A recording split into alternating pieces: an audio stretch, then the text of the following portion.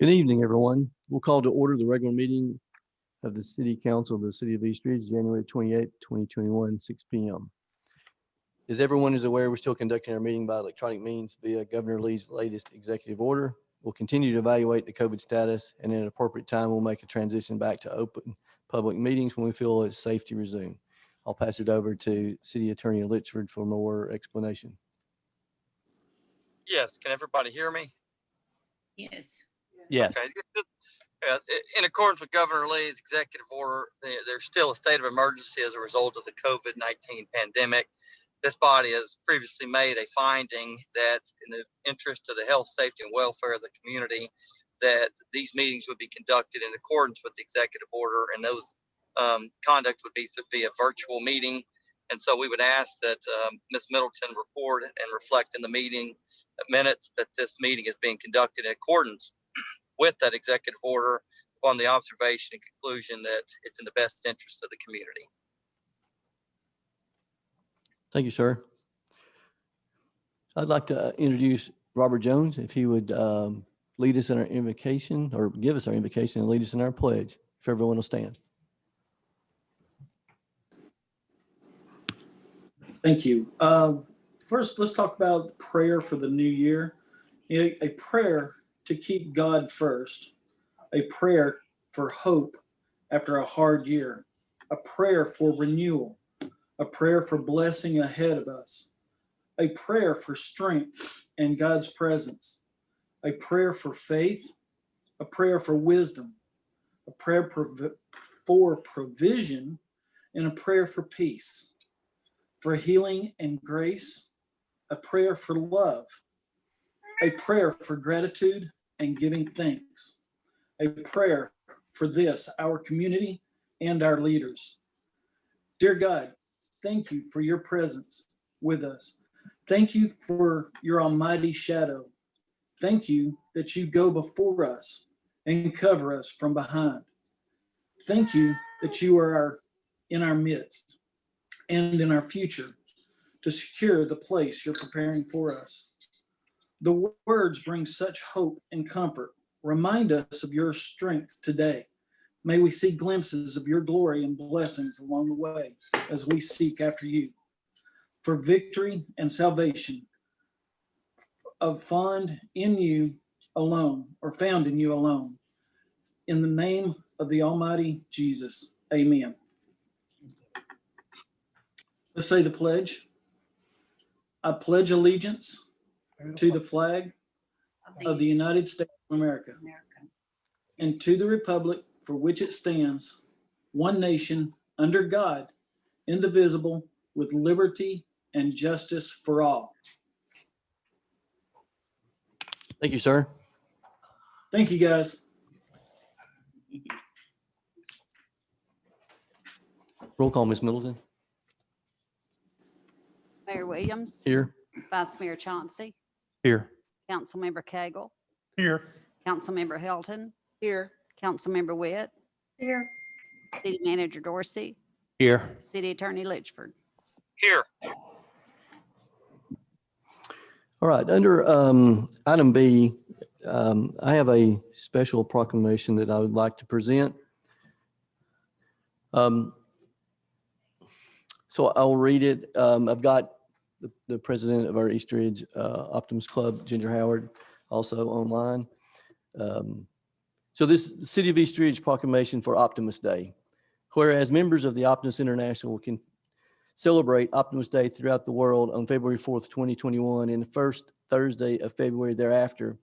And whereas the Optimus Day, Optimists everywhere celebrate their efforts in helping and recognizing the young people that make a difference in our communities and who will encourage a greater exchange of ideas between young people and adults. And whereas there are 2,400 Optimus clubs with more than 70,000 members in Optimus International and Optimus members throughout the world that carry out more than 6,500 service projects that serve 6 million young people a year. And whereas the City of East Ridge Optimus Club sponsors events for young people such as the annual Fishing Rodeo, the Cars for Kids show, book donation to the elementary school, and trunk or treat events. And whereas as well as events for children. The Eastridge Optimus Club also sponsors many events for others, including the 911 barbecue for all Eastridge City employees and the recognition of an outstanding police officer and firefighter of the year awards. Now, therefore, I, Brian Williams, Mayor of the City of Eastridge, do hereby proclaim the first day of every February for more as Optimus Day. In the City of Eastridge, and we encourage all citizens to recognize the accomplishments of the Optimus Clubs worldwide and the impact they have to truly make a difference in other lives. Now and more than ever, we should choose optimism. Thank you for your service, Optimus International, and especially the Eastridge Optimus Club, for what you do for our community and our citizens. I know most of the members, council members, are Optimus members as well, and we appreciate you very much. Ginger, would you like to say anything? Yes, I would like to say thank you very much for doing this for us. We will, if you see an Optimist person out there or someone with a Optimist hat or an Optimist shirt, recognize them and tell them thank you for what they do. We do a lot, as much as we can, in the days that we've got right now for Eastridge community and our children. Thank you, Brian. Thank you. Council, is there anything you would like to say? You're more than welcome. One thing I'd like to say is I've been in the Optimus now for about 4 years, and it has done a lot of good. We see a lot of smiles and make people happy. Yeah, I echo Councilman Cagle's words. I've been in there, I guess, 4 years as well. And sadly, I'm out of town a lot when we meet now. And then with COVID, we haven't been able to meet in person for a while. But thank you all for what you do. Appreciate it. And I too would like to say, that I've been in it for the last 4 years, and I would like to invite anybody who is not in it to come to our next Zoom meeting. Let me know, and I will have Ginger get in touch with you. Yeah, I want to say thank you for all you guys do. I've actually, I guess since all the COVID thing hit, I know the meetings have been via Zoom or whatever, but I had intended on coming to the next meeting as soon as we have some in person. But I do thank you for all you do. Thank you, everybody. Thank you very much. Thank you. All right. We do have another special proclamation on the agenda, but I'm gonna pass on that to a later date. So then I'll move on to the consent agenda. This will be the approval of the minutes for the January 14th, 2021 council meeting, and also the approval of the December 2020 financial report. I assume everyone's had an opportunity to read the minutes and the financial report, so I'll entertain a motion for the consent agenda. Make a motion to approve the consent agenda.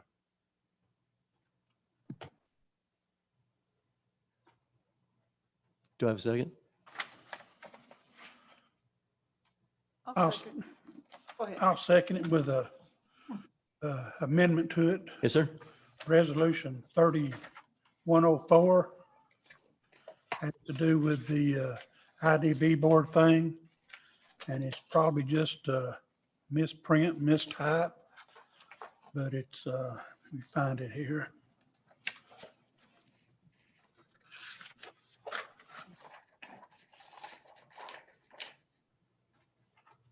In other words, it reads, the developer is getting 3%.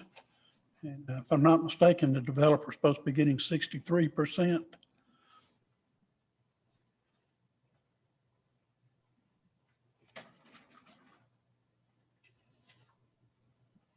$3104.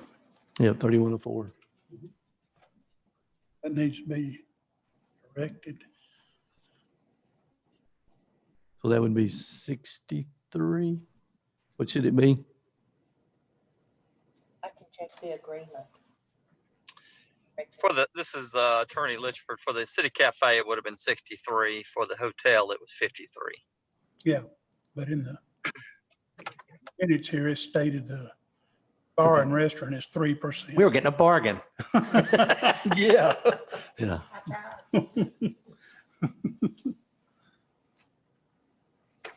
All right, so we have a motion by Vice Mayor Chauncey and a second by Councilmember Cagle with an amendment, the correction of Resolution 3104. Is there any other discussion? Well, first, you probably need to, yeah, you need to vote on the amendment, then you can vote on, just say as amended. As amended? As amending, yeah. Yeah, as Vice Mayor amended. Chauncey will do a second as amended. I'll second that. That's true. You did say it as amended. All right, thank you. Roll call, Ms. Middleton. Vice Mayor Chauncey, Yes. Councilmember Cagle, Yes. Councilmember Helton, Yes. Councilmember Witt, Yes. Mayor Williams. Yes. All right, so we'll move to item 5, communications to citizens or business owners. Since there's no opportunity for live citizens comment during the meeting, any citizen desiring to address the city council had an opportunity to submit their comments via email to me at mayor@eastridgetn.gov from 12 noon Wednesday, January the 27th through 12 noon Thursday, January the 28th. Please keep in mind, any citizen or business owner may contact the city council, the city manager, or myself at any time. We did have one communication that came in. It was from Trip Brown, Vice President and co-owner of Brown Brothers, Inc., located at 6735 Ringo Road, Eastridge, for the record. He had forwarded an email that his associate had sent, and so he confirmed that it was from him and the address, and it reads,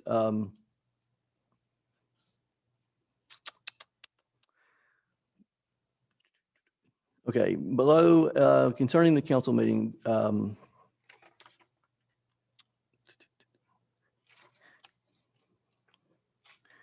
after reading through ordinance number 1139, we believe that it would be in best interest of the council to reconsider the districting for liquor store license.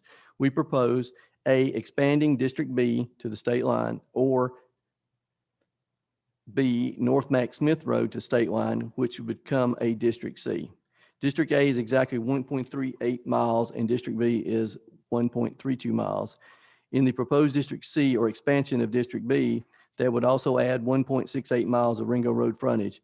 We understand the city's desire to draw citizens further into East Ridge.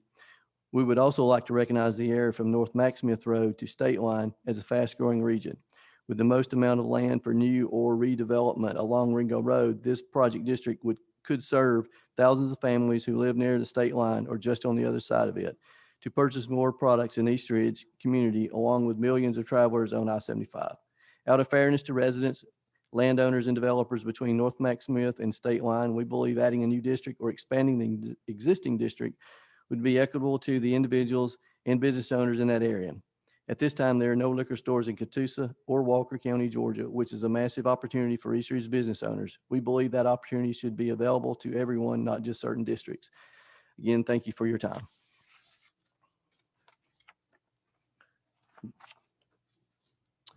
And I will get this over for you can file this as citizens communications. So that's all that I had for that. So I will now move to communications of council members. Vice Mayor. I have Chauncey? nothing, Mayor. Councilmember Cagle. I have none. Nothing at this time. Councilmember Witt. Nothing at this time. All right. Thank you. Don't have a lot, but one thing I do want to always bring up the East Ridge City Library. Story time is now moving to Zoom, which starts next Tuesday at 10:30. So, when you sign up for the Zoom story time, you'll receive the story kit with rhythm sticks, craft shakers, scarves, song lists, while supplies last. So it's very limited. So encourage everyone with their kids. It's a great opportunity to do a craft and a story time. So just contact our local city library, and they do a great job. That's all that I have. So I'll pass it over to city manager. Thank you, Mayor. Don't have much to report today. Our leaf pickup is going along as scheduled. I'll let Assistant City Manager Custer comment on that if there's anything you'd like to add to that. We know that we've been a little slow lately because of all the rain, which obviously bogs down the leaves. So I know that's delayed a little bit, but I know we've already made at least one pass through the whole city. And I think we're on the second one. Yeah, that's correct. We are on the second pass through the city. We have had some equipment issues. We're getting those worked out. Also, going ahead and formulating plans for next year on how we're going to do that, whether it's extending the time, moving further into middle of November. We're looking at a bunch of different options to try to make sure that we're meeting the needs of the residents. I mean, we all see and get calls and complaints on what's been picked up, what's not been picked up, and when certain people are getting it. But also, we want to make sure that everybody knows whatever end they start on at this year, they'll start on a different end next year. So that way they're not coming to the same resident the first time every year. So that way one person's not waiting, obviously, to the end of the leaf pickup season. So we're working on that. Obviously, there's always room for improvement in every function of government. And that's one that we're diligently working on to make sure that next year's a little bit better and we can get through a little more swiftly. Thank you. In addition to that, one thing that we are working on, Kenny and I, we have a couple areas where we're having trouble recruiting or getting employees to come to work for the city of East Ridge. And we're looking at making a couple salary adjustments within that would stay within the budgetary amounts we have right now. So it doesn't really require council approval, but we feel in the interest of transparency, we just want to let you know what's going on with that. In libraries, we have a couple part-time clerks that we were going to raise from $10.30 to $12 an hour. They are actually the lowest paid employees in the city of East Ridge, I believe. Correct me if I'm wrong. I believe that is correct. That's what I was told. We're looking at raising that. The other part-time clerk that's been there for a while, we're to keep that compression from hitting. And we have one or two of those are vacant right now. We're having trouble getting that filled as well. We're raising her from $11.20 to $13 an hour. And our full-time librarian, who's at $14.21, to keep that compression scale going, we're raising her to $15 an hour. That comes out to about $4,000, not including the FICA or the retirement, so it's not much. But we worked within our budget, so we're not increasing the library's budget in order to be able to do this. As you all know, state law says you can't, once you fund a certain amount in the library's budget, you cannot cut it in future years. I'm looking at Diane to nod yes. So I worked very hard with Patty Weaver on this. As the mayor can attest, the library is a great thing we have. I told Patty that you're a little disappointed that you can't announce movies without titles right now during COVID, but hopefully we'll get that back soon. But I wanted to talk about that and let you be aware of one thing that we're doing. And Kenny has one other item dealing with salaries as well. Yeah, similar to what City Manager Dorsey was saying with the library, it's the same situation that we have currently within our sanitation department. Sanitation department operates off a special revenue fund. We had planned on doing something early on the budget, but we didn't know how salary increases were going to work due to COVID. Some funds were still there, and obviously we had a surplus within that fund. For the remaining of this fiscal year, it would be like a $12,000 increase over the next 5 months to get everybody pretty close to where we are as it relates to drivers. Recruiting drivers very difficult, and we're about $3.75 to $4 an hour short of what the city of Red Bank is. So when you're looking at recruitment and even retention of drivers, if you're going to another municipality to do essentially the same thing, but you can make $4 an hour more, it's a little harder to retain those employees. And we got great employees, and we want to make sure that we can recruit and retain. So get that salary more in line with some of the other municipalities will help. You had a rotating vacancy for quite a while, as a matter of fact. Yes. So it's something that, we would like to get sanitation back up to full strength. We just had problems doing that. Yeah, I mean, That's and also just to within kind the of give you an idea, I mean, currently we have a street department crew that actually runs one of the leaf bags, just so we can keep, sanitation running at normal schedules. This is awesome. Thank you. Thank you. Do you have anything else? That's all I have. Thank you. Okay.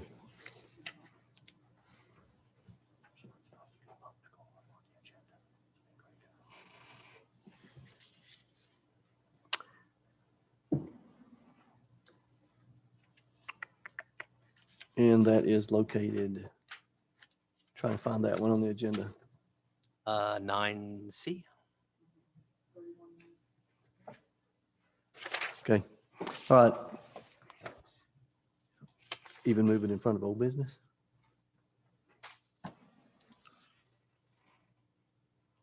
I can make it first of the new. Yeah, yeah, okay. All right, so we'll move into item 8, old business. Ordinance number 1139. An ordinance to amend Title 8 of the East Ridge Municipal Code pertaining to the requirements for retail packaged liquor stores and the sale of wine in retail food stores. All right, thank you. This would be the second and final reading, if passed. So I'll entertain a motion for ordinance number 1139.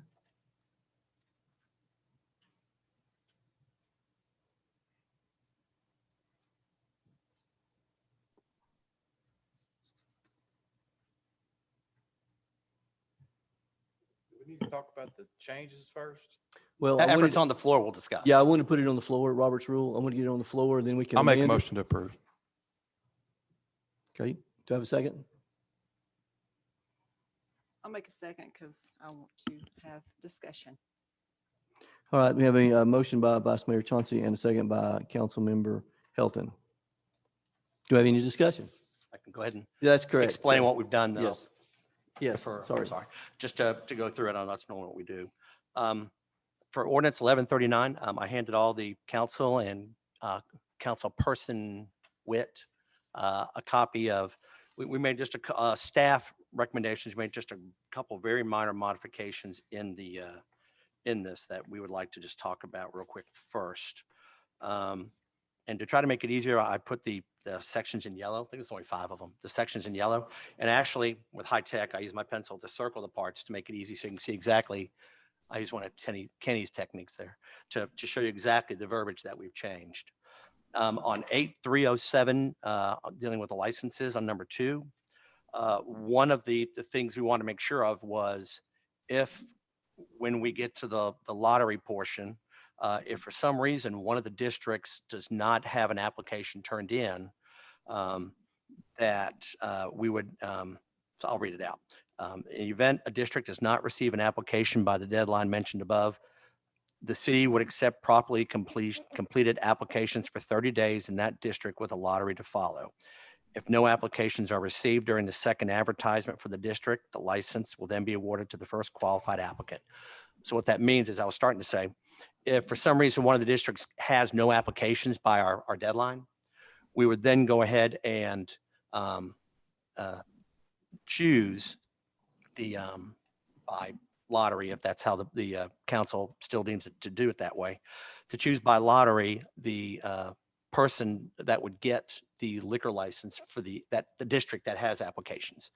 That would also give the other district time for those that didn't get the license in that first grouping.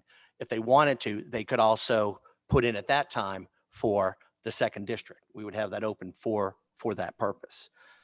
That's only if nobody applies for the other district. We want to make sure there was a chance for those that applied for the one district to be able to apply again if they wanted to still have an opportunity. And then if nobody applies, then obviously it would just be everybody had a chance. So we do it first come, first serve for the first properly completed one. That's all we added to that, just to clarify, because the question came up, what would happen if one of those did not receive an application? Number 2, the second thing is under 8309. Limitations on the structure on number 1.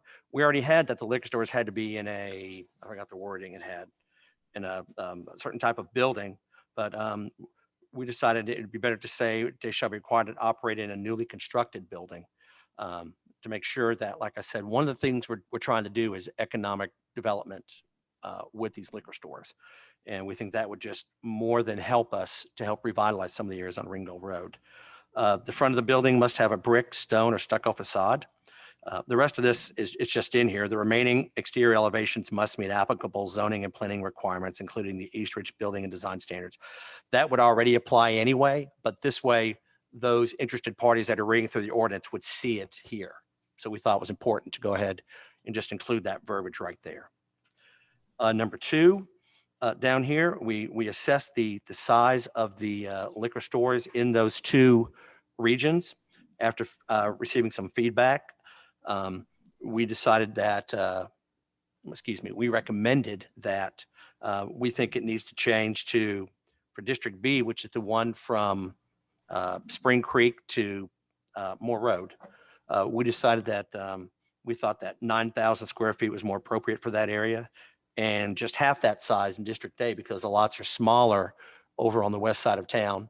And we just thought that might make it more acceptable for being able to build a liquor store on the west side of town.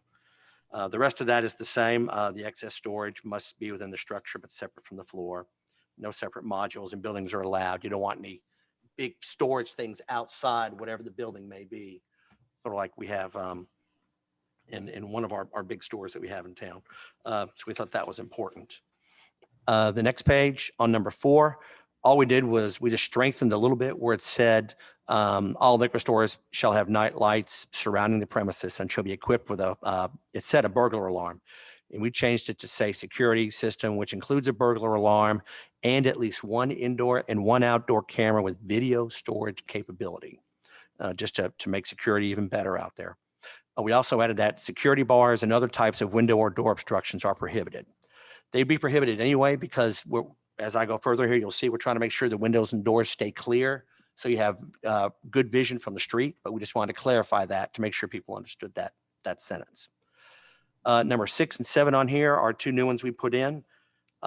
No banner, and part of this already applies if you go to the sign ordinance anyway. No banner or temporary or permanent sign or other material shall be placed on or inside a liquor store so that it obstructs free and clear vision of the interior of the liquor store from outside of the liquor store, including changeable message sign or reader's board. In addition, all liquor store signage shall be subject to applicable zoning, building, and safety regulations as adopted within the East Ridge Municipal Code unless specifically stated otherwise. And further in the ordinance, which we didn't change, it already talks about the fact of the different types of signs and things that you're not allowed to put on the windows anyway. And number 7, Kenny, you may want to talk about this one. All existing detached signage and structures shall be removed and replaced with a monument sign, which is in accordance with the City of East Ridge sign ordinance. Like I said, to me, it was just important to make sure they were able to see it here rather than have to go fishing in other places to find things on it. Yeah, absolutely. Mayor and council, essentially, when you change a cabinet or anything to enhance your signage, you have to meet the new sign standards that many of this body voted for and championed a few years back. And so it just really clears this up that if you're coming in, you're building a brand new building, you're not going to leave a 75-foot pole standing up, that we're going to take that down. We're going to come into conformity and meet the intent of what the sign ordinance was designed for. So we just went ahead and put that right there in the body of the language. So. Thank you. So those are the just the small amendments that we had to the ordinance, just to mainly clarify a couple things. And so the one big change we made dealt with the size of the sales floor, I guess, of the structures. So we'd hopefully be able to see if we can get a motion from the board for these amendments. And I know there'll be other discussion related to this, and I understand that, but that's where we would like Recommendations to from the- have these recommended. Yes, from staff. From the staff. Okay. Council? Yes, Mayor.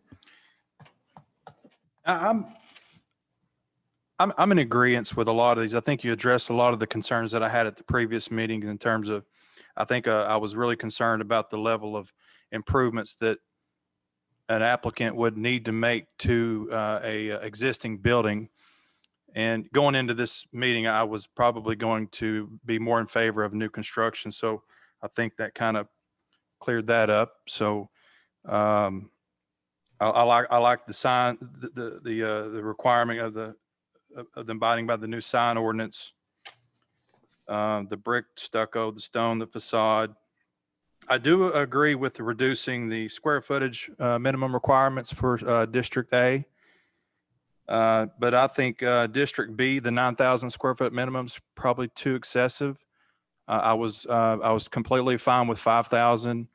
I would probably like to keep it that way, but I don't think it's going to go over too well. So I'll be willing to meet you in the middle, and I would like to see us amend this to a 7,000 square foot minimum for District B.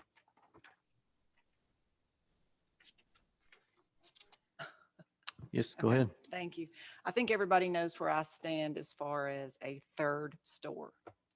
I drove around today as well. My odometer might have been a little off because I was driving, but from Spring Creek to Moore is 1.2 miles according to my odometer. And Belvoir to the tunnels is 1.2. And from Spring Creek to the Georgia state line on Highway 41 is 1.6. We are approximately 21,000 strong in East Ridge. I truly believe that we can handle a third store, especially with exit 1, with our proximity to the Georgia state line, the interstate, taking into consideration that we are a border region and we're supposed to be trying to do everything we can to keep businesses from going across the Georgia state line. It is just a matter of time till that happens with the liquor stores. I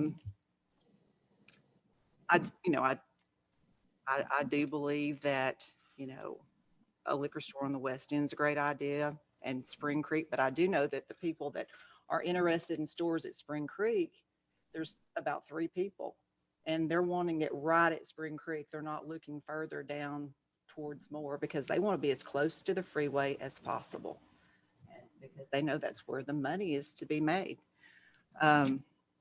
So, that's how I feel about the third store. I just think that we can that. As far as the lottery, I looked it up today. Lottery is a process or thing whose success or outcome is governed by chance. I think there's just going to be a lot of unintended consequences with the lottery. I think we need to look at business models. I think we need to vet the applicants very closely.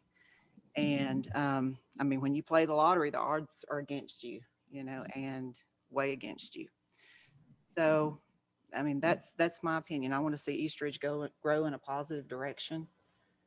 And we are elected to make hard decisions.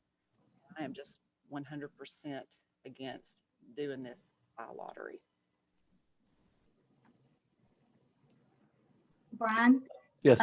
My opinion is I am for the lottery because of the way that I feel like that we will not show any bias or favoritism towards anybody. And if I was one of the liquor store owners, we're just in an 8.3 square mile area. I would not want that third liquor store in because we don't have that large of an area.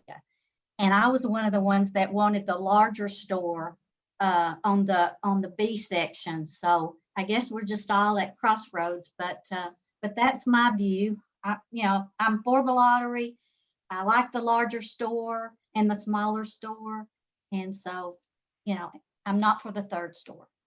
I think we'd be passing up a huge opportunity if we don't have one at exit 1. That is where we're going to get a lot of traffic from Georgia and all across Hamilton County. If we have just the same old stuff that other liquor stores have throughout Brainerd, East Brainerd, we're not going to draw people from Georgia. We're not going to draw anybody from the rest of Hamilton County. We're the second largest city in Hamilton County. We have one opportunity to do this right. We need to vet these applicants. We were elected to make hard decisions, not play chance. This is not a tent lottery for election day. This is resources for the city. Liquor stores are, no matter how you feel about it, they're recession proof. So, I would either like to amend this tonight or table this and have a workshop, because I really don't think that we had enough discussion with COVID. We haven't been able to get together, and we need to step back and look at this closely. Anyone else? Well, I appreciate the opportunity to have a say in this right here, even though I didn't. But anyway, I agree with Ms. Hilton. I'd like to postpone this tonight. If we have to remove it from the table it, and then write up a complete new ordinance and start all over and come back for the first reading on it. We've got a lot of amendments here, and then I hear a lot of amendments that's wanting to go on here. So everybody knows how I'm gonna vote anyway, but I appreciate all the work that the Yeah. staff has put into this and city attorney and Mayor Williams, but I would like a little bit more input. I mean, we passed the referendum in November and then, boom, it's time to do this. And we haven't had an opportunity to a workshop. And I just think we need to step back and think about this closely. I mean, I haven't heard anybody say anything about incentivizing with border region. I don't, if we want really nice stores, maybe we need to explore that option. That is what that legislation is for, is to incentivize new development. We need to step back and explore this a little bit more. Yeah, it's not that I'm not in favor of a third store. I'm just not in favor of one right now.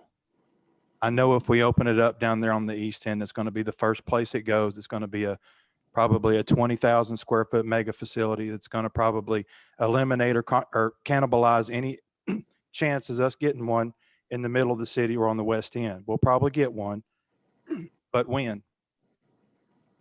We don't need to offer the border regions tax incentive because the demand is so high, we just don't have to. It's just my opinion. Again, I'm all for a third store possibly in the future, but not at this time. I don't Yeah. believe a store on the west end is going to be the spark that's going to turn that area around. If you go north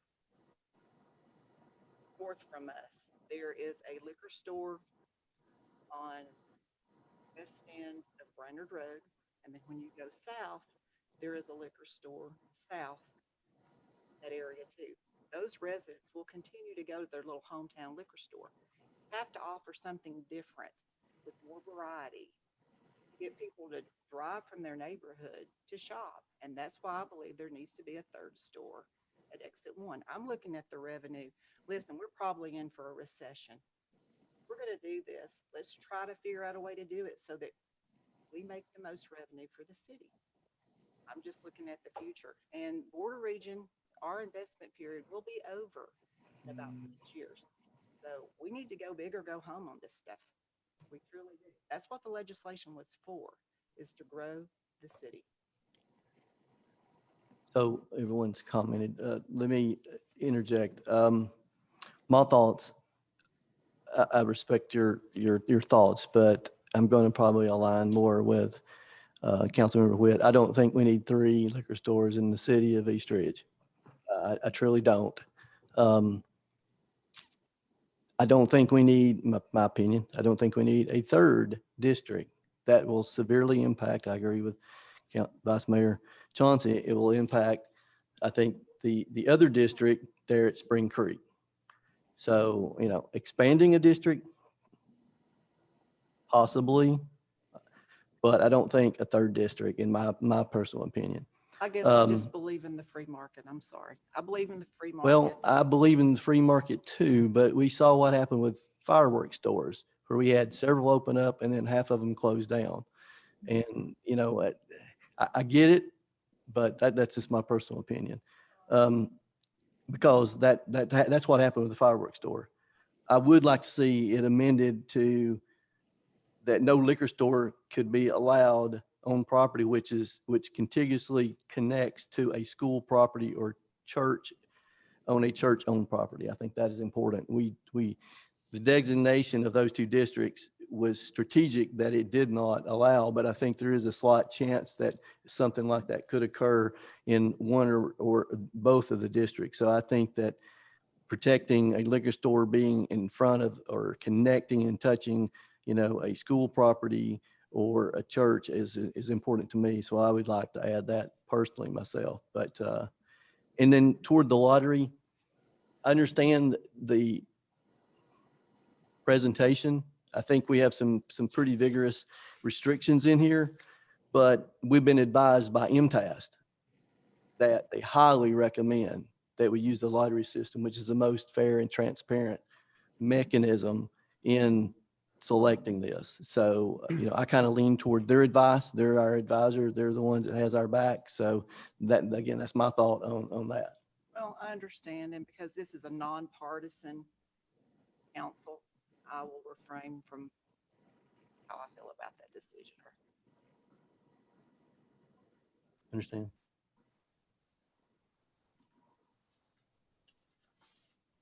So, May I say one more thing? yes, sir. On this over here about the District 1, District 2, whatever they call it. If we don't get anyone to apply for this district, and then open it up again, well, then why can't they just register for both districts, put in first choice, second choice? Because going through it, because we had two different lotteries, we didn't want people stacking the deck on both sides. So what if they get one on each side? They could just go ahead and decide which one they want. I'm not saying that. I'm Wanted them saying if to they didn't commit get to on one, and then if side. not, then they have time to go to the other one. That was all. And as I was going to say Vice Mayor, as Councilmember Helton said as well, you know, what the board decides, you know, we're obviously, you know, here to do what the board's wishes are. Mostly this was just like we were saying, a lot of this is from what MTS has as a model that other cities have used. Along with this, we just put in a couple of the recommendations that we found that were unique to East Ridge. But, you know, if you want to make those changes, that's obviously the will of the council. We understand that. We've had a couple people come and give us presentations, but they know that at the way it's set up right now, it would be by lottery. We had a couple that came in with a 9,000 square foot liquor store, another one that came in with an 8,000 square foot liquor store, another one on the other side of the freeway came in with a 12,000 square foot liquor store, just for this. We're talking the sales area, not the whole thing, but just the sales area. So obviously, like you said, there is different things in there for, you know, revenue enhancement, which I appreciate, obviously, because that helps us run the city. You know, we were looking, as I said, you know, for economic revitalization. That was just honestly one of the staff's main goals. But as you said, money helps too. So I just wanted to make that Oh, statement. yeah, and I'm sorry. I guess I just don't understand why, I guess I'd like for maybe correcting this at you, Mayor Williams, why you don't think that East Ridge can support 3 liquor stores. Because I feel, I think I talked about that a little bit the last time. Exit 1 is kind of an island to itself. It's more for tourism. If you go to Jordan Crossing and you look at the cars, you see a lot more than Hamilton County, even if it's from Tennessee. You see Edmond, you see Georgia, you see Alabama. It's not just East Ridge there. And that's the thing we've tried to stress for years, is that Camp Jordan brings in tourism. And I just feel like we're really missing the opportunity if we don't have a liquor store. But yes, we will be able to support all 3. I know that you did, City Manager Dorsey, you did the liquor ordinance for Sparta. There are 5,000 people. There's 2 of them. And they're not near an interstate. They're not near a state line. And they don't have this beautiful opportunity we do with the border region. I just think we need to step back and look at this closer. I would love to have a workshop, but I'm only 1 vote. So, you know, we'll have to do what everybody decides how they want to vote. But I will say right now that I am a no, because I feel very passionate. Oh, and I was going to answer your question about the border region. Yeah, that would be separately outside this. So if they acquired property that was in the border region district, they have every opportunity to come before, you know, the city and enter into, you know, a request and enter into an agreement for border region incentive. Right. We discussed that early on as Assistant City Manager Custer and I about, you know, that fact. And especially if we're requiring a larger size store, we realize that may need to obviously kick in some percentages as well. Yeah. So that's not off the table. That's why we didn't even mention border region in here, because you're right. Border region helps.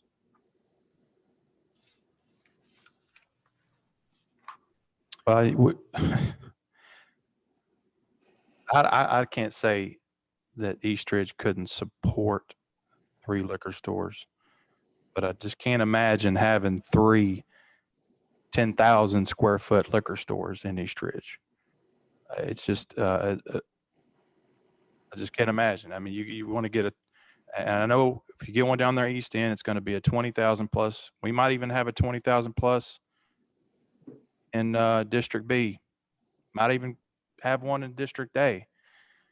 But again, like I said, again, I'm just kind of being repetitive here. I think that you mentioned that would be a missed opportunity by not putting one down there. I think not harnessing our ability to restrict these two districts only and not in producing economic development in these two districts would be a missed opportunity if we did not harness that or that chance to do so. So again, I'm in favor of Mayor Williams' proposal to restrict it to not to be adjacent from a school or a church. I think that's very reasonable. I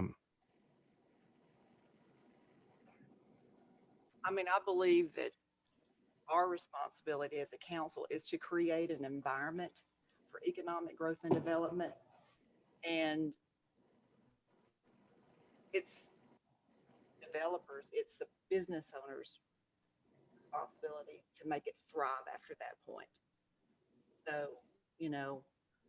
but I truly don't think that a liquor store on the West End is going to be this like Bass Pro was at Exit 1. I don't think that, obviously, there's so much interest from different people at Spring Creek for a liquor. I haven't heard anything else going further down in that Zone B because everybody wants to be as close to Exit 1 as possible. I guarantee you, if we extended that zone, if we moved Spring Creek up to, say, McDonald, is that what it is? McDonald? Everybody want to go there, but they're looking for property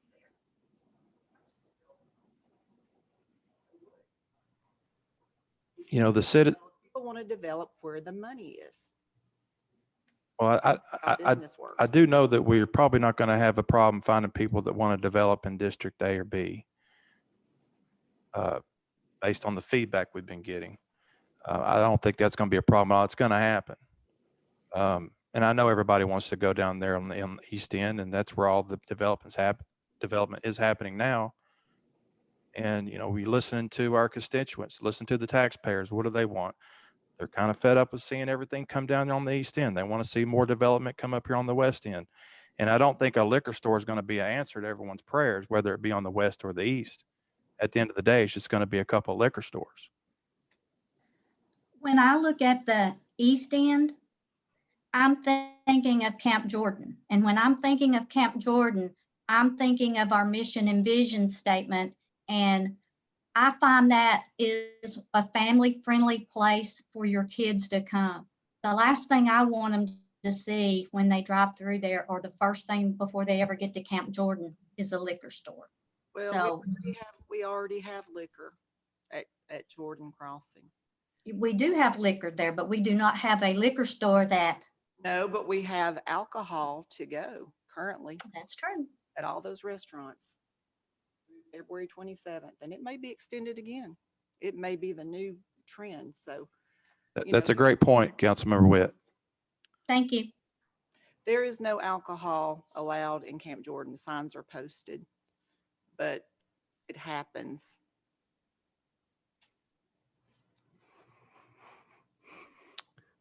Any other comments? We do have a motion as read, and a second. We've had staff recommendations. So we can amend with staff recommendations or other council members' amendments. Or we can take another direction. What is the will of the council? I make a motion to table this until we can have a workshop.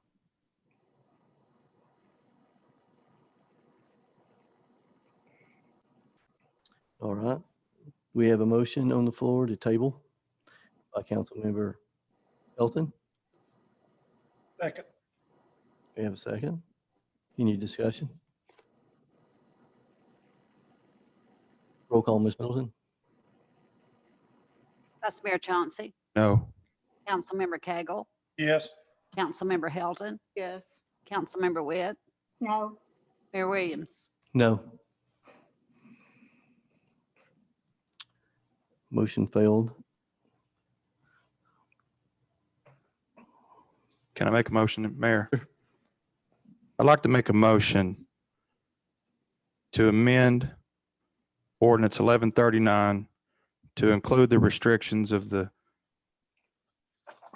package store not be located adjacent to any school or church. I also like to amend the changes that the square footage minimum for District B be 7,000 square feet. Let's take those one at a time, because now that'll be taken jointly as a motion right there. I mean, both of those criteria have to be met. Do you want to break those up? No, I Okay. can if you recommend it. I do recommend, just because the body may want the church restriction, but not necessarily the square footage. That's what I'm saying. I think it will be cleaner if we'll separate that two parts and take those one at a time. Okay, well, I will, Can I ask something first before you make your motion? If I could. sure. Trying to figure out the cleanest way to do this, to get through all of it.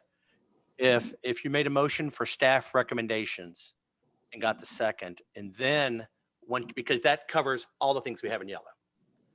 Then in your discussion, do the motion to make the change to do the motion within the motion, then do the motion to make the change on the square footage you desire and have the church in there. Church and school. Church and school. Does that make, you see what I'm saying, Mark? Right, well, in other words, you can adopt what the proposal is from the staff, and then from there start amending it with respect to the church. And then obviously Vice Mayor Chauncey would say adopted on the staff's recommendation, subject to the reduction in. Exactly. The same end will be achieved. I think you're maybe saying I was going in the right direction for an appropriate motion just by separating those two. I would, where it sits right now, the only thing that's on the floor is not the staff recommendation. It's what the ordinance was last week approved on first reading. I would recommend let's start with the church. Then that's done, because if I understand it right, if that one passes, it would go in as it currently reads. Then there may be a motion to adopt the staff recommendations. You can get there either way. You really can. Yeah. Staff recommendations Subject with to- his reduction that he's Right, suggested. that'll need to be addressed secondly, because it sounds like that's going to be headed here as a reduction in the size, but there's also a number of other modifications from the staff. My recommendation is let's just take the church one now, and will be settled separate and apart from staff, and would be incorporated into right now what is currently on the table.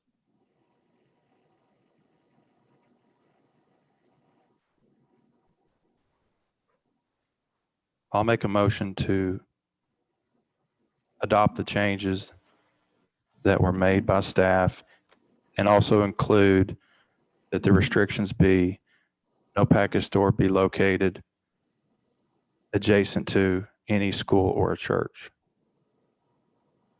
And that'll work. The motion is to adopt the staff recommendations subject to an inclusion of a restriction of liquor stores that are adjacent to churches that share boundary line with the church or school. Correct. Okay.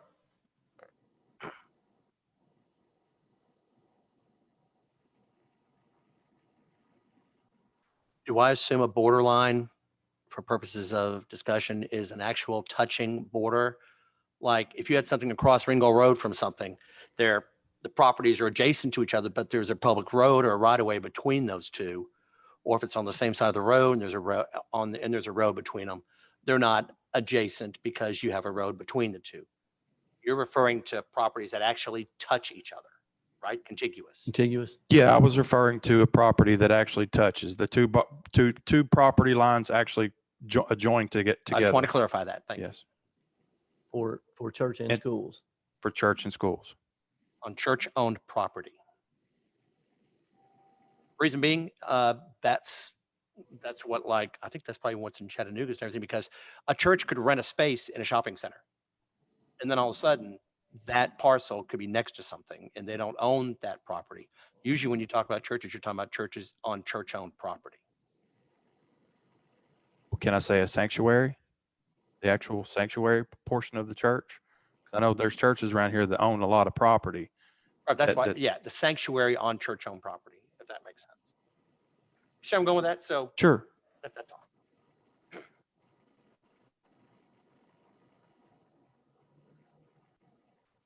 I still don't think it'll muddy the waters there just by.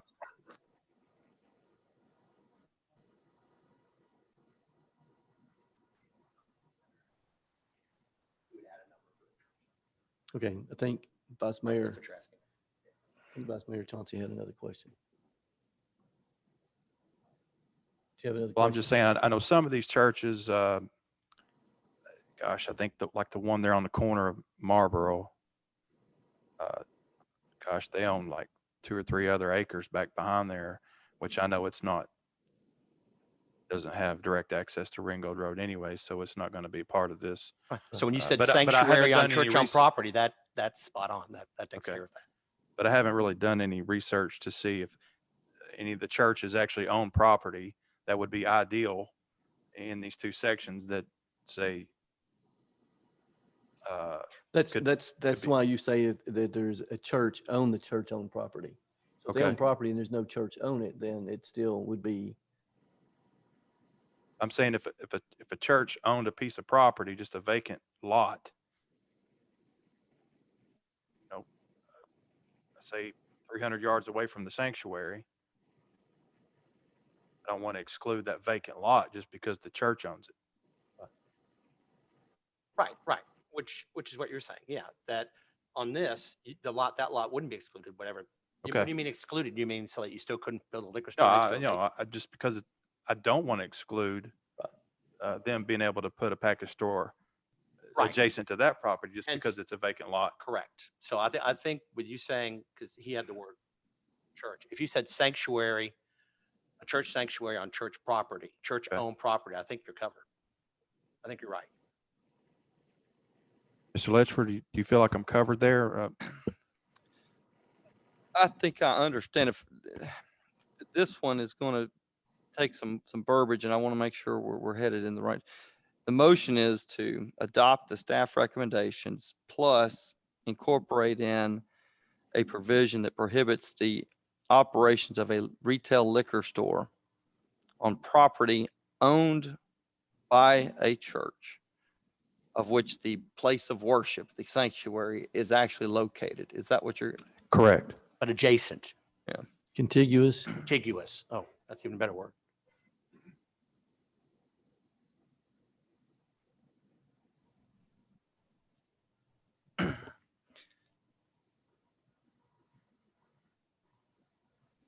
One idea that comes up that this can work. I think we can get it. I will tell you, I want to be careful on how the wording of that, because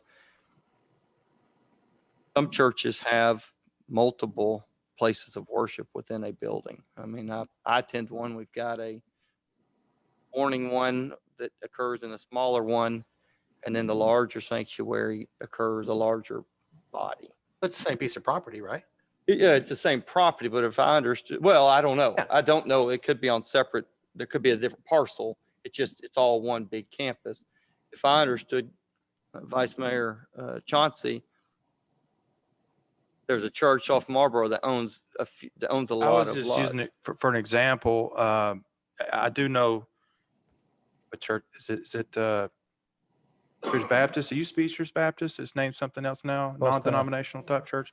I know they just own this great big huge piece of property back behind their church. Gosh, it's probably a couple acres. But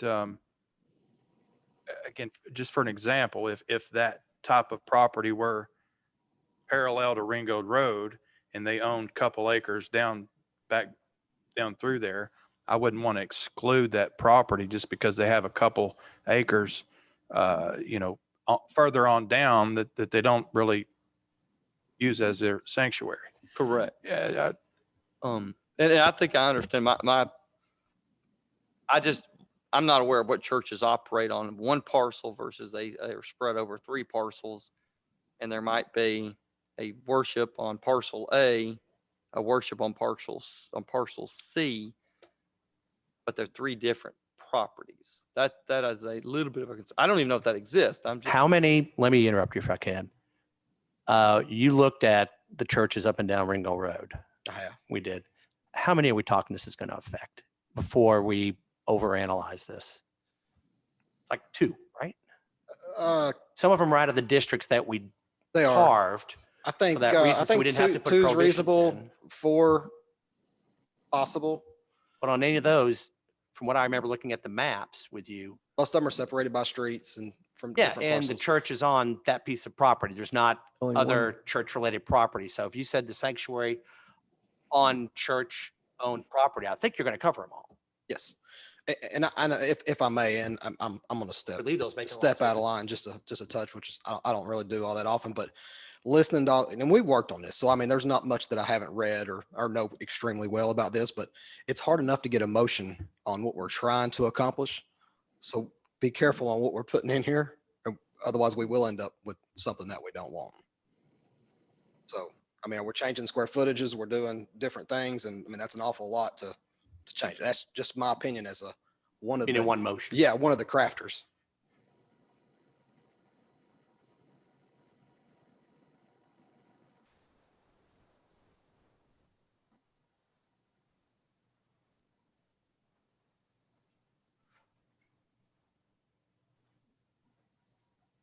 Okay. am I waiting on Mark? Well, yeah, and council, mayor, the difficulty, and I understand that I think I have an understanding of what the intent of what's being passed. My concern is getting the verbiage in and us voting on it bluntly. If I can't get the verbiage, because I'm trying to think of areas that we're going to have an issue arise. If I understand it, the simple one is you want it prohibited on property that is contiguous with a church owned property, a church or property owned by a church of which a place of worship occurs. Would be language you could use. I would cut it at that. But sitting here today, I don't know that that's going to cover all of the concerns that might arise. I'm just not sitting here aware of what additional ones might.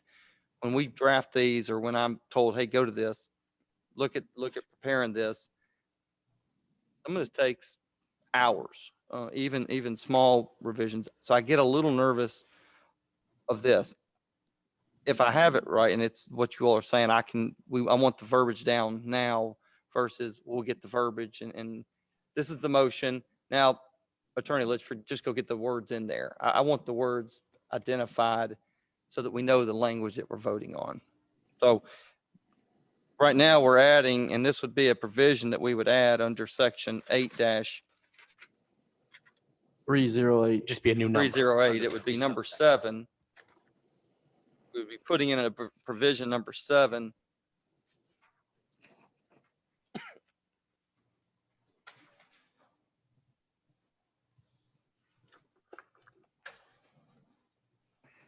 How about this? No liquor stores shall be allowed on property which is contiguous to school property or a religious institution on property on which they own. Religious building, sanctuary. Because it may not be a church. It could be a synagogue. It could be a mosque. Just trying to keep it very. And I do like that, City Manager. I do like that. That verbiage I'm okay with. Does that address Vice Mayor Chauncey?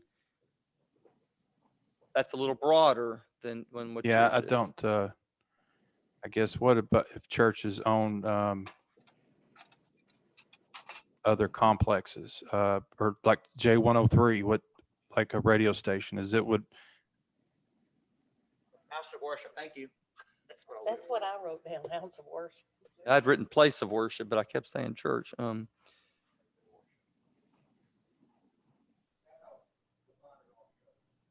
House of worship? Okay, that's how it's in other code.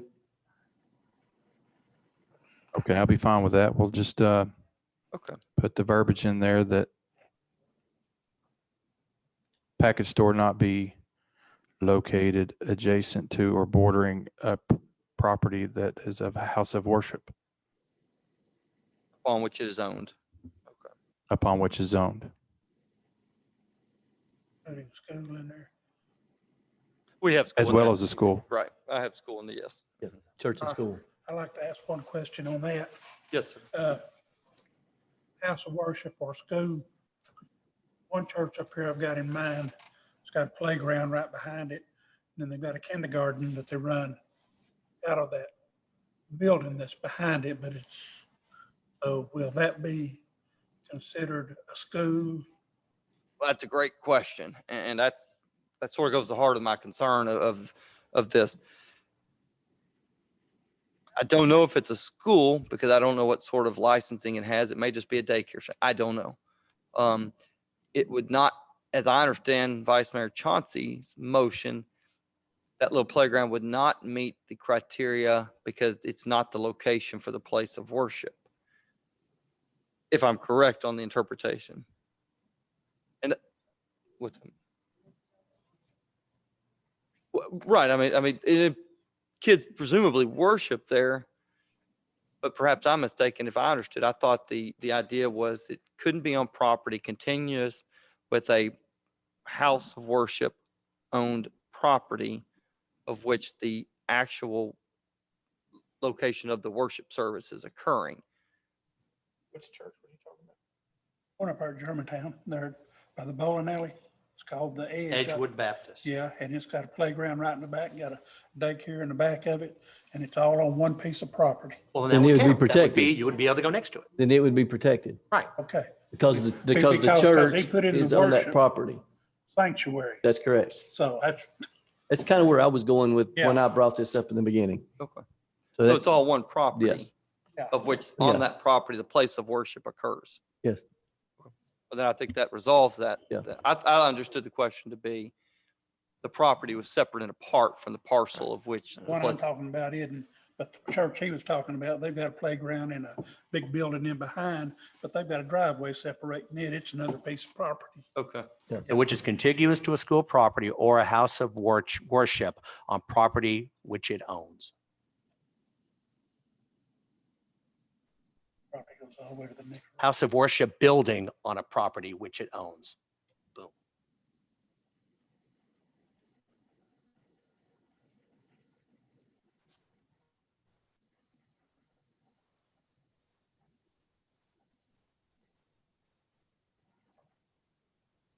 Did you hear me, Mark? Yes, sir. If that helped? Yeah. Okay. Or a house of worship building on property which it owns.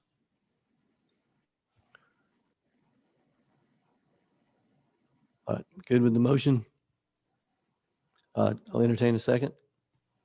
Second. Any other discussion? Roll call. Read out the whole motion. Yeah, let's do that thank you. And I hope I. No, you're right. Thank you.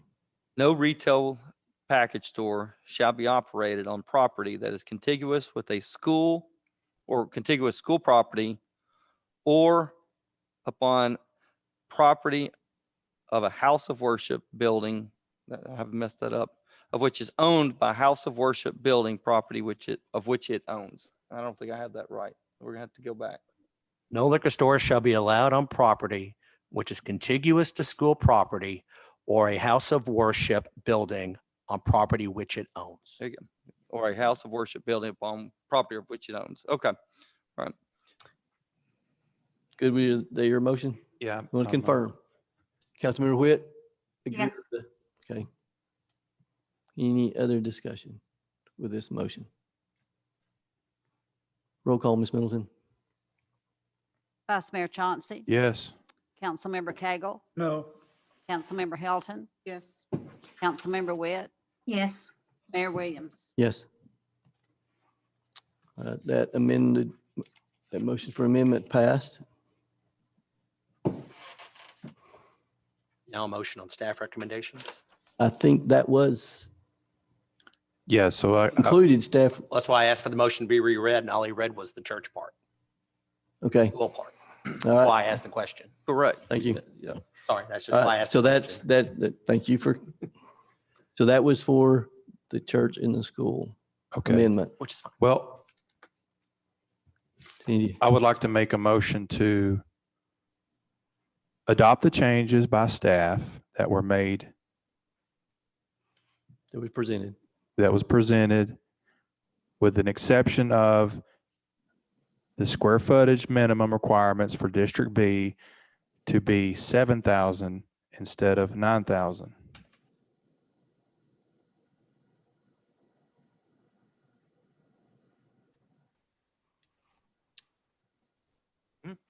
I got that. Got that one? And yeah, All right. We have a motion on the floor. Vice Mayor Chauncey. Do I have a second?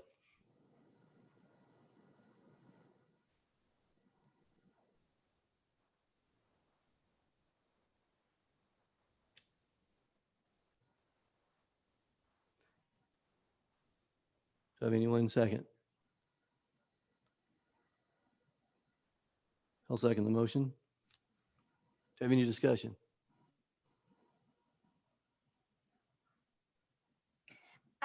My problem is that I fought hard to get that 9,000 feet. So I really didn't want to go lower because I thought that we needed one larger store. So that's the reason I didn't second it. I say that's a minimum. Doesn't say they can't still do 9 or even greater. It's Okay. just a minimum. It'll most likely be 7,000 square foot, or it'll most likely be 9,000 square foot anyways. My idea and that was, I knew by, I'm sorry, is it okay if I discuss it a little bit more? Yeah. By putting the new construction requirements, we were going to shorten the pool there as well. And I'm fine with that. By reducing it down to, or bumping the square footage minimum, District B was also going to shorten the pool there.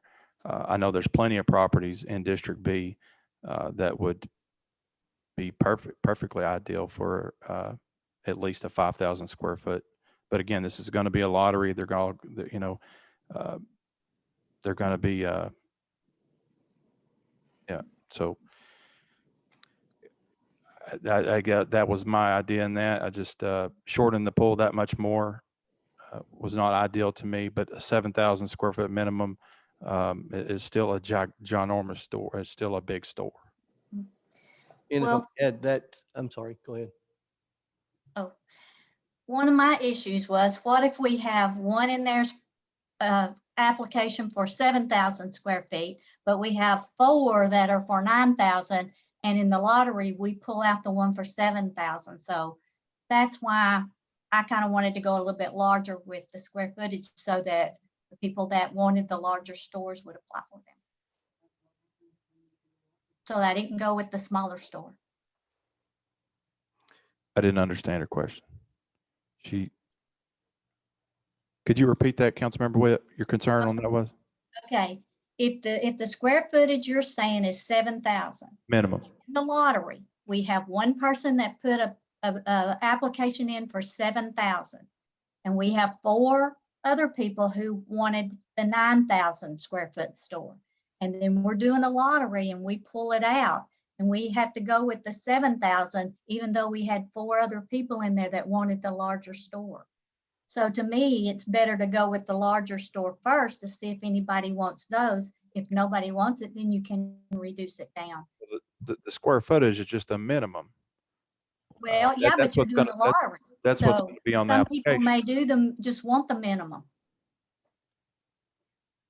And on the application, they're going to be asked if they have a facility or a property that would warrant at least a 7,000 square foot retail space. If they have one bigger, then great. right. The application would have a site plan and a building plan in there. I think if I understand Councilwoman Witt, her concern is when the applications are submitted and you've got 4 that have actual building plans of 9,000 and a building plan of 7. If I understand it, Councilwoman Witt, Your concern is the 7 gets drawn when you had 4 in there that were willing to build 9 and had already put in the application for 9. Yes, that's my concern. So, We can always go further down, can't we, later? Right, you can always reduce it later to a different square footage. I would always just counsel that once you put these in, start kind of changing, it can get a little bit dicey. You want to put something in that's going to have these districts. If I've heard it right, there's always the chance there may go back and be a 3rd district. You would have the ability to modify or to add a square footage there. But if you're going with 9,000 and then you later go down to 7, you can do that. That's an option you could do. But if you start at 7 and someone puts in one and you cannot go back up to 9. right. And one thing that I will note is that is still 2,000 greater than what the original ordinance stated. So it has been increased from what it was from the first reading, because it was 5 at that point.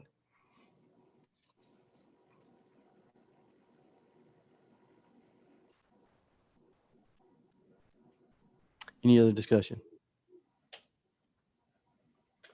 We do have a motion to approve staff recommendations with the adjustment of District B being reduced from 9 to 7,000. Minimum. I'm sorry? Minimum. Minimum. Thank you. Any other discussion? I see none. Roll call, Ms. Middleton. Vice Mayor Chauncey, Yes. Councilmember Cagle, No. Councilmember Helton, No. Councilmember Witt, Well, yeah, I'm gonna go with it this time, but I really would have liked to have gone with a bigger store. Mayor Williams. Yes. Okay, I believe that passed majority. All right, so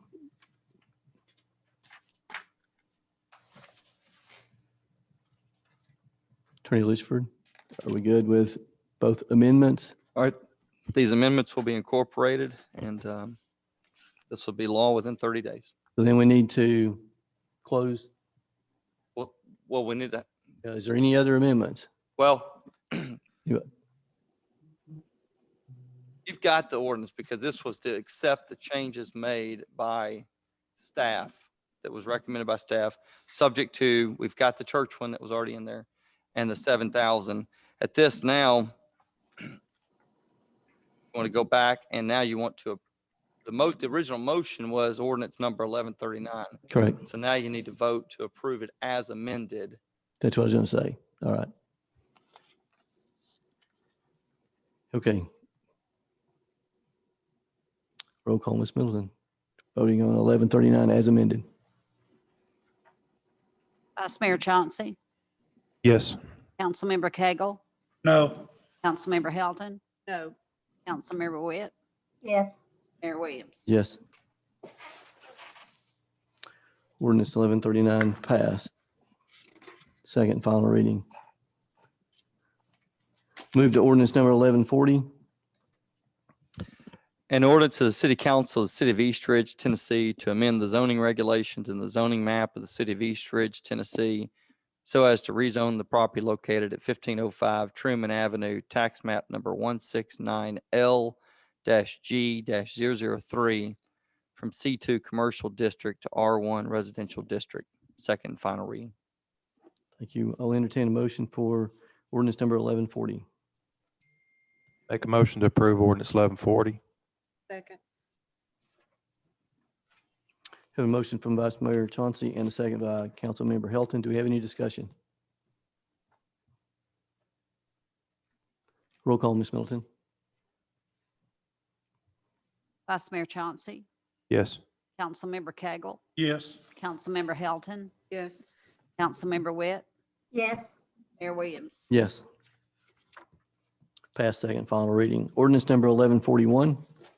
An ordinance of the City Council of the City of East Ridge, Tennessee, to amend the zoning regulations and the zoning map of the City of East Ridge, Tennessee, so as to rezone the property located at 845 and 855 Donaldson Road, tax map number 156L-C-012 and 012.02 from R1 Residential District to R2 Residential Duplex District. And this is second and final reading as well. I'll entertain a motion for ordinance number 1141. I make a motion to approve ordinance number 1141. I'll second. We have a motion by Councilmember Witt and a second by Vice Mayor Chauncey. Do we have any discussion? Roll call, Ms. Middleton. Vice Mayor Chauncey, Yes. Councilmember Cagle, Yes. Councilmember Helton, Yes. Councilmember Witt, Yes. Mayor Williams. Yes.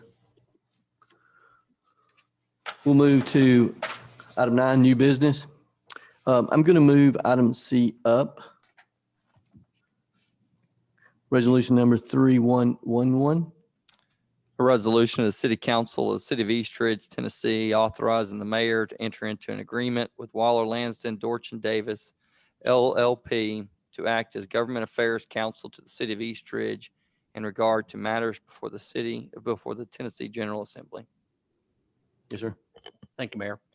As y'all know, Nicole Osborne is on the Zoom call here. Thank you for being here, Nicole. Hi, y'all. She's helped us, the City of East Ridge with various matters of interest and legislative bills since back, I think we started in 2007 with you as our governmental affairs counsel. She's provided guidance to us on various legislative bills during every legislative session since that point. Especially during the 2018 session, she helped with her guidance, helped us in obtaining the extension of the investment period for the Board of Regent Act, for which we're thankful. We know Nicole will continue to work on our behalf for the legislation and issues which may affect East Ridge. And the good thing is, anytime we have a question, we have an issue, we call her, she gets back to us very quickly and is able to give us valuable information, for which we are very thankful.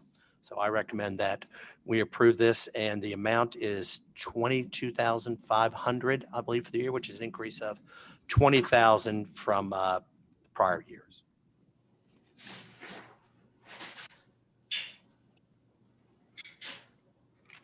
All right. I'll entertain a motion for resolution number 3111. Motion to approve resolution number 3111. Second. All right. I have a motion from Councilmember Helton and a second from Councilmember Witt. Any discussion?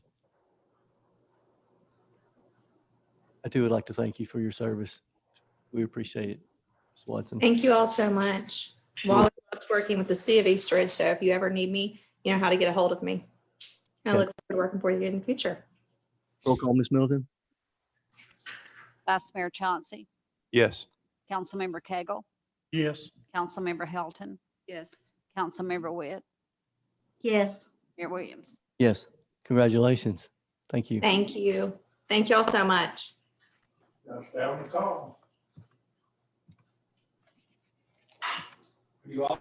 All right. That's Bo talking in the background, y'all. Hi, Bo. There you go. No, I'm like, no, I'm not off. I'm sorry, y'all. We had a cat earlier I blamed on Andy. But I couldn't her cat. Now he's yelling, sorry. Okay, we're leaving. Bye, y'all. All right. So we'll move back to item B, public hearing for resolution number 3110. This is a public hearing for Resolution 3110, which is a resolution of City Council, City of East Ridge, Tennessee, to approve a variance to the city sign ordinance number 1028 to allow an increase in the height of an existing sign on property located at 3918 Ringgold Road, tax map number 168E-N-001. Thank you, sir. I'll open up this public hearing. Would I Mr. City just Manager? give a Yeah, just a quick overview. Yes, please. Mayor and council, Mr. Patel, the owner of the Stop and Save, has submitted a variance request, and the variance request comes to city council because obviously, as it's written in the ordinance, that we only allow a 9-foot sign maximum height for a monument style sign. They did that install it met our design standards and criteria, and it's currently installed now. So when they wanted to make the increase, obviously we denied that, and then they sent the variance to you all. So what they're looking for is to add an additional 6 feet to the newly installed 9-foot monument sign, increasing the height to 15 feet. And of course, our ordinance limits monument and ground signs to 9 feet maximum height. And so staff's recommendation would be deny. And yes, sir, if you'd state your name and if you're the owner and the address, and then if you'd like to address the council. Sure, yes. So my name is Ruthul. I'm actually the owner's son. Andy Patel, he's the owner. That's my dad. So I just wanted to address that structure that we had. It was originally like a 25 feet original sign structure. So we recently upgraded our property with new pumps and a new brand. So the new sign that came in there, it's still in the old structure frame. So whatever the existing 25 feet it was, they put the new branding inside of there.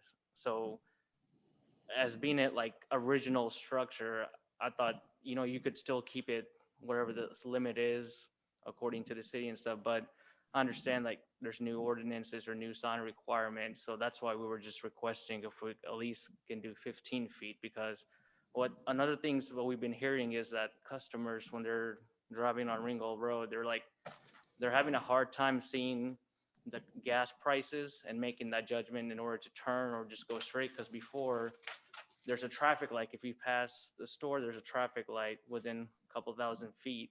You were able to see the sign, the gas price properly from that traffic light. So the customer has enough time to be like, okay, this is where I want to stop. The gas price is fine, or go. Whereas now cars, if there's cars going like in line and there's traffic, it's kind of hard to see the sign and the gas price for them to make their decision to turn in or not. Okay, thank you. Did we have anyone for the opening for the, okay, in favor or against that came? Okay. My name is Rutul. Rutul. Last name Patel.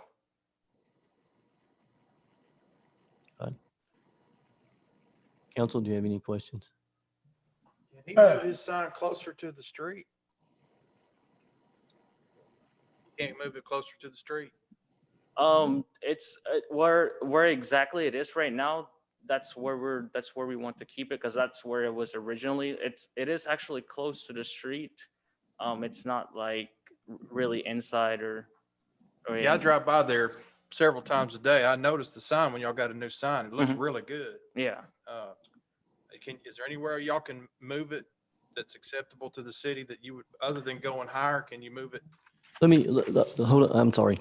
Let me go ahead and close this public hearing so we don't have any other citizen, and then we can address this when we get to the actual resolution. So I'm going to go ahead and close this public hearing, and then we'll move into the resolution number 3110. Sorry, I failed to do that. Mr. Lisford. A resolution of the City Council for the City of East Ridge, Tennessee, to approve a variance to the city sign ordinance number 1028 to allow an increase in the height of an existing sign on property located at 3918 Ringgold Road, tax map number 168E-N-001. All right. I'd like to entertain a motion for resolution number 3110, Robert's Rule, so we can get it on the table for discussion. You want to make a motion? Make a motion. May I? Yes.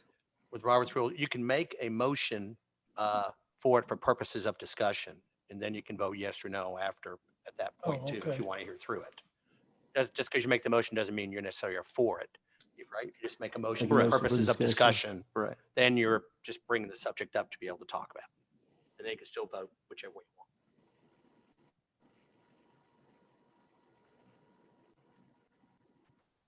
Motion to deny. Motion to deny. Have a motion to deny on the table. Do we have a second? Second. Okay, we have a motion to deny by Vice Mayor Chauncey and a second from Councilmember Witt. Do we have any discussion? Yes, sir. Yes. How many other signs have we approved from the original 9 foot to be taller? That staff has approved or the council has approved? Council. One, Which one was it? Top Golf on the interstate. We didn't approve Chick-fil-A and Jack's to be raised. Chick-fil-A, Question. you didn't. Chick-fil-A was approved by the Board of Zoning Appeals. That was prior to that, these variances coming to city council for approval. And Jack's wasn't approved. No. Jack's didn't get a variance. And I think Jax did ask for a variance, but we denied it. that's correct. And there was also a variance that was denied for the hotel. Yes. Well, they hadn't asked for a variance. They were asking about it to begin with, and they got turned down to begin with. They were wanting to put it out there next to the road. That's correct.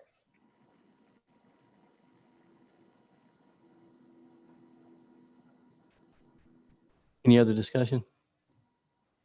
Well, I think you originally came down here because you were wanting to answer my question if he could move his sign anywhere. I other than- did. Some of the issue that's where the wide portion of the right of way is, which is where we've had some other sign issues as we move on through,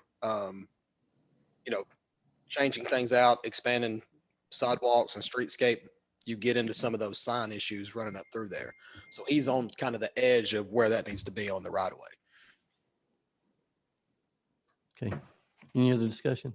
Staff recommends denying it. That's correct. All right, we have a motion on the floor to deny. And a second. No other discussion. Roll call, Ms. Middleton. Vice Mayor Chauncey, Yes. Councilmember Cagle, Yes. Councilmember Helton, Yes. Councilmember Witt, Yes. Mayor Williams. Yes. Resolution 3110 denied. We'll move to item D, Resolution 3112. A resolution of City Council of the City of East Ridge, Tennessee, authorizing the city to accept a donation from Certified Maintenance Service, Inc. for the East Ridge Fire Department, Rescue Department.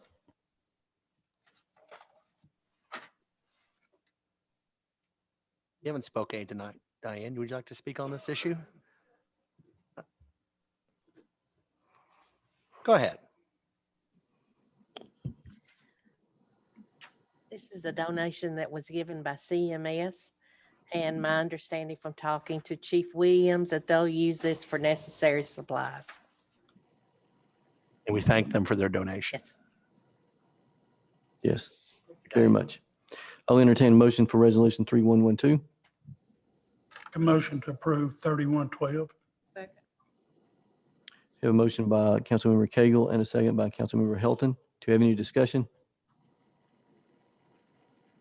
Roll call, Ms. Middleton. Vice Mayor Chauncey, Yes. Councilmember Cagle, Yes. Councilmember Helton, Yes. Councilmember Witt, Yes. Mayor Williams. Yes. We'll move to item E. It's the item addendum number 1 to our agenda packet. Resolution number 3113. A resolution of the City Council of the City of East Ridge, Tennessee, approving the execution and delivery of a development agreement with YPP LLC relating to a project in the Border Region Retail Development District and authorizing certain actions relating thereto.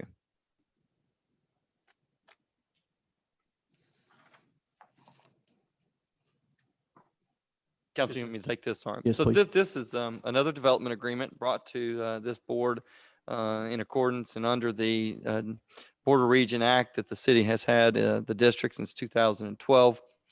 This is a project that is on the northern part of the city on South St. Mark Street, but is located on the northern boundary area of the city. This is the first that really comes to the city from a smaller scale and it is not a restaurant or a major commercial box retailer type outfit. So this is an opportunity for the city to incentivize a local business here, a business that located East Ridge about 8 to 9 years ago. And they have a kind of a promotional marketing company. They do a lot of the promotional work for some of the restaurants here, the Red Wolves and some other outfits around here. They have relocated and are opening a building 3 times bigger than what they currently are operating in. And it will be at, excuse me, as I said, 403 South St. Mark's. The project has got an estimated expense of around $640,000, and based upon the annual revenues provided by the developer, are anticipated to generate around $315,000 in border region over the life of 21 years. The IDB voted last week, and the developer agreed to a 60% allocation acceptance of the border region, which would net the developer just shy, based upon their projections, of around $190,000 in border region sales tax. And so that would, the developer was very appreciative of that. And that, again, allocation will come out to 60% to the developer, 40% to the city. Thank you, sir. I'll entertain a motion for resolution number 3113. Make a motion to approve resolution number 3113. Second. Have a motion by Councilmember Hilton and a second by Vice Mayor Chauncey. Do we have any discussion? Yes, sir. Is this piece of property going to be called Yogi's? I think they're operating as YPP. Now, that may go as Yogi's. I do not know the answer to that. I do know that it's going to have new sales numbers, and the it's separate and apart from what they're operating at 402 is my understanding, but I don't know what they're operating.